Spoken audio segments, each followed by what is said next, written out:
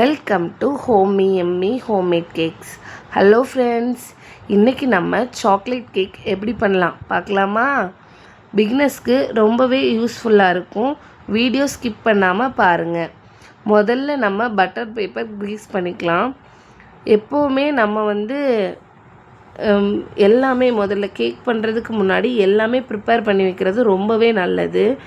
ஏன் அப்படின்னா, நம்ம எக் பீட் பண்ணதுக்கப்புறமா நம்ம ப்ரிப்பேர் பண்ணோன்னா எக்கு டைம் ஓவர் ஆகிரும். அப்போ நமக்கு என்ன ஆகிடும்னா எல்லாமே கேக் ஃப்ளாப் ஆயிரும். நம்ம பண்ணது எல்லாமே வேஸ்ட் ஆயிரும். அதனால நம்ம எப்போவுமே ஃபஸ்ட்டு நம்ம எல்லாமே எடுத்து வச்சுக்கலாம். எப்படின்னா, மில்க் காய்ச்சி ஆற வைக்கலாம். பட்டர் பேப்பர் க்ரீஸ் பண்ணி வைக்கிறது, இந்த மாதிரியான வேலைகளை முதல்ல நம்ம பண்ணி வச்சிட்டோன்னா நமக்கு ரொம்பவே யூஸ்ஃபுல்லாக இருக்கும்.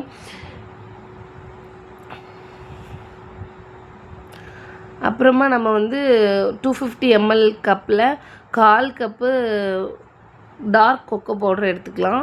3/4 கப்பு மைதா மாவு எடுத்துக்கலாம். நீங்கள் நினைக்கலாம் நம்ம அந்த டப்பாவில் கோரி எடுக்கலாம் அப்படின்ட்டு. அப்படி எடுத்த அளவுகள் நமக்கு கரெக்டாக வராது. கேக் செய்கிறத பொறுத்தளவில் நமக்கு அளவுகள் ரொம்பவே முக்கியம். அதனால் இந்த வீடியோவில் தெரிகிற மாதிரி கரெக்டாக அந்த பேக் சைட் ஸ்பூன் வச்சு எப்படி பண்ணுறோமோ அதே மாதிரி எடுத்துக்கிட்டிங்கன்னா அளவுகள் கரெக்டாக வரும். 1 டீஸ்பூன் பேக்கிங் பவுடர் எடுத்துருக்குறோம். 1/2 டீஸ்பூன் பேக்கிங் சோடா எடுத்துக்கலாம். சரியான அளவுகளை தான் நான் இந்த வீடியோவில் சொல்லியிருக்கேன். பார்க்குறவங்க இதே மாதிரி சரியான அளவுகளை யூஸ் பண்ணிங்கன்னா உங்களுக்கும் கேக் பர்ஃபெக்டாக வரும். நல்லா சலிச்சு எடுத்துக்கலாம். சலித்து அந்த மாவை நல்லா மிக்ஸ் பண்ணணும். உங்களால் எவ்வளோ மிக்ஸ் பண்ண முடியுமோ அவ்வளோ நல்லா மிக்ஸ் பண்ணிக்கோங்க. ஏன் அப்படின்னா, அந்த மாவு பேக்கிங் சோடா பேக்கிங் பவுடர் எல்லாம் ஒன்றோடு நல்லா மிக்ஸ் ஆகும்போது நமக்கு நல்ல கேக் ரிசல்ட் நல்லா வரும். 1 கிலோ கேக் ஸ்பாஞ்சுக்கு நம்ம 4 முட்டை எடுத்துருக்குறோம்.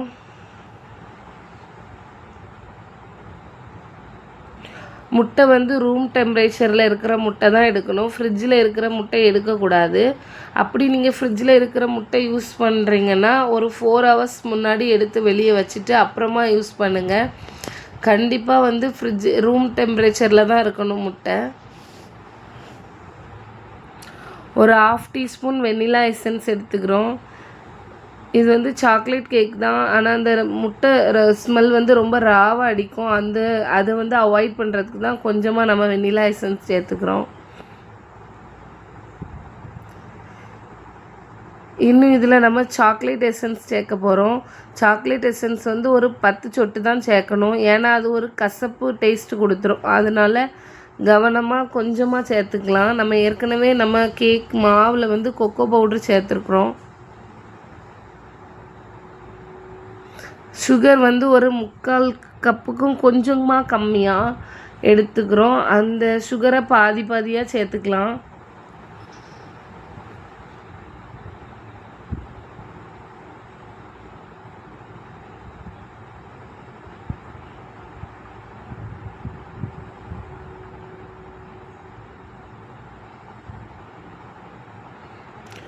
ஓடிஜியை 180 டிகிரி செல்சியஸில் 10 நிமிஷம் ஃப்ரீ ஹீட் பண்ணிக்கலாம்.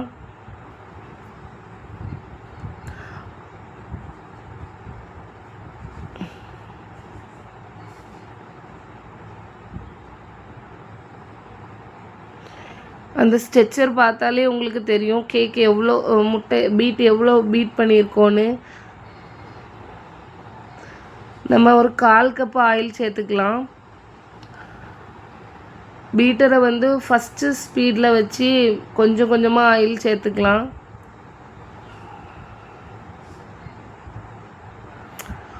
ஒரு 30 செகண்ட் அடிச்சுக்கலாம். பாருங்கள் அதோட ஸ்ட்ரெச்சர் எப்படி இருக்குதுன்னு. நம்ம சலிச்சு வச்ச மாவை கொஞ்சம் கொஞ்சமாக சேர்த்துக்கலாம். ஒரு 1/4 கப்பு காய்ச்சி ஆற வச்ச பால் கொஞ்சம் வெதுப்பாக இருக்கணும். அதை கொஞ்சம் கொஞ்சமாக சேர்த்து கட் அண்ட் ஃபோல்ட் மெத்தடில் நல்லா மிக்ஸ் பண்ணிக்கலாம். வீடியோவில் உங்களுக்கு ஸ்பீடாக தெரிகிற மாதிரி இருக்கலாம், ஆனால் வந்து நான் ரொம்ப ஸ்லோவாக தான் பண்ணியிருக்கிறேன்.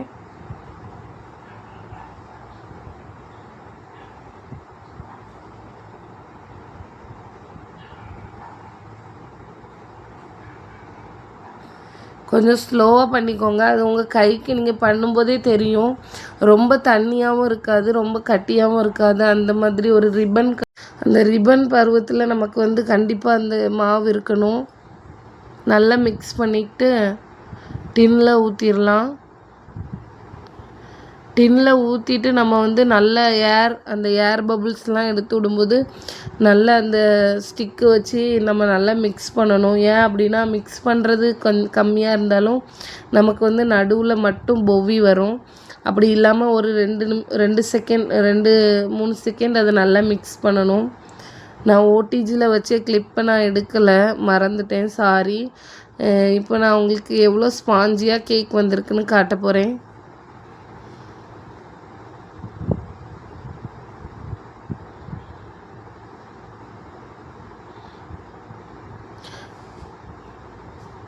இந்த மாதிரியான கேக்ஸ் வீடியோ உங்களுக்கும் வேணும்னா கண்டிப்பாக எனக்கு சப்போர்ட் பண்ணுங்கள். ஏன் அப்படின்னா இது என்னோடய ஃபஸ்ட்டு வீடியோ, எனக்கு தெரியாது எப்படி பேசுகிறதுன்னு எக்ஸ்பீரியன்ஸ் இல்லை. நான் எனக்கு தெரிஞ்ச மாதிரி நான் பேசியிருக்கேன். உங்களுக்கு புரிஞ்சிச்சான்னு கூட எனக்கு தெரியாது. புரிஞ்சிச்சுன்னா கண்டிப்பாக எனக்கு கமெண்ட் பண்ணுங்கள். இதே மாதிரியான கேக் வீடியோஸ் உங்களுக்கும் வேணும்னா கண்டிப்பாக என்னோடய சேனல் சப்ஸ்கிரைப் பண்ணுங்கள், சப்போர்ட் பண்ணுங்கள். பாருங்கள் அது எவ்வளோ சாஃப்டாக இருக்குன்னு.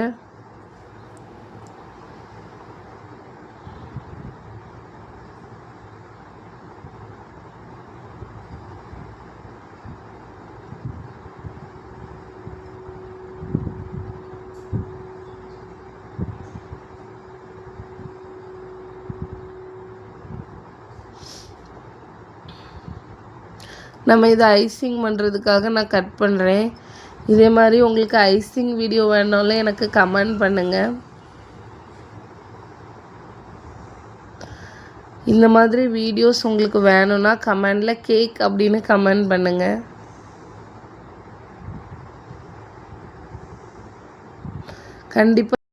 கண்டிப்பாக யூஸ்ஃபுல்லான வீடியோஸ் போடுறேன்.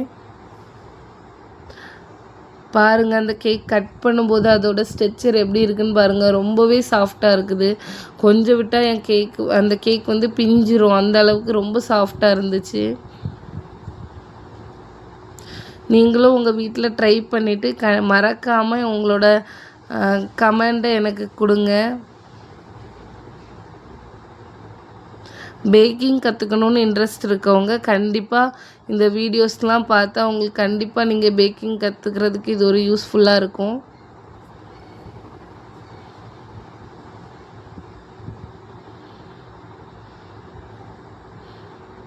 பார்த்தாலே உங்களுக்கு தெரியும் எவ்வளோ அழகாக கேக் ரொம்ப சாஃப்டாக இருக்குன்னு. இந்த மாதிரியான கேக்ஸ் உங்களுக்கும் வேணும் அப்படின்னா கன்னியாகுமரியில் இருக்கிறவங்க மறக்காமல் ஸ்க்ரீனில் தெரிகிற நம்பரை காண்டாக்ட் பண்ணுங்கள். டாட்டா.